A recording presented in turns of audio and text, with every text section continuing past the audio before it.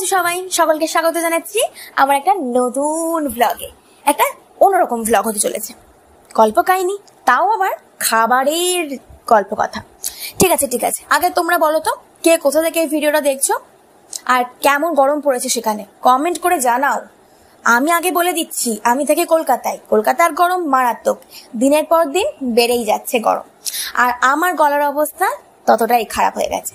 ওই যে 4 বেলা করে স্নান করছি, ঠান্ডা জল মাখছি, এইদিকে ফ্রিজের জলও খাচ্ছি। তাহলে বুঝতে পারছো গলাটা কি আর গলার কাছে থাকে? কবে উড়ে গেছে, ভেঙে চৌচির।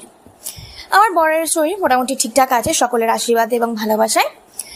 তো বাইরে খাবারের প্রতি আমাদের আকর্ষণ বরাবর, ছোট থেকে বুড়ো সকলের জিভ লগ করে বাইরে খাবারের প্রতি। আমরা জানি আনহেলদি, তাও আমরা কিন্তু খাই। পয়সা বেশি খরচ হয়, তাও আমরা খাই। কিরকম লোভী বলতো? বাঙালি হয়েছি বস, পেটুক তো হতেই হবে। তাই বুদ্ধি করে আমরা দুজনে মিলে বললাম আজকে বাড়িতে ঘরোয়া পদ্ধতিতে কিছু হেলদি খাবার বানাবো, তাও আবার মুখরোচক হবে। বাড়িতে 2টো ডিম ছিল, তাই বর বলল চলো ডিমের অমলেটটা ফার্স্টে করি। ফার্স্টে স্টার্ট করে ডিমের অমলেট বানিয়ে নিল। সন্ধেবেলা আমি রুটি বানিয়েছিলাম ডিনারে খাবো বলে।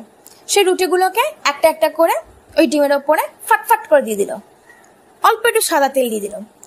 খুন্তিতে করে 2 পিসটা শুটুক শুটুক করে ভেজে নেওয়া হলো। বেশি কিন্তু ভাজা চলবে না, আনহেলদি হয়ে যাবে, তাহলে চাপচাপ করবে তেলে। 1 প্লেট স্যালাড কাটা হয়েছিল, মাঝখানে দিয়ে দেওয়া হলো। লঙ্কা কুচি দিয়ে দেওয়া হলো, সস দিয়ে দেওয়া হলো। দুপুরবেলায় বানানো হয়েছিল চিকেন কষা, কয়েক পিস চিকেন ছিল রাতে খাবো বলে।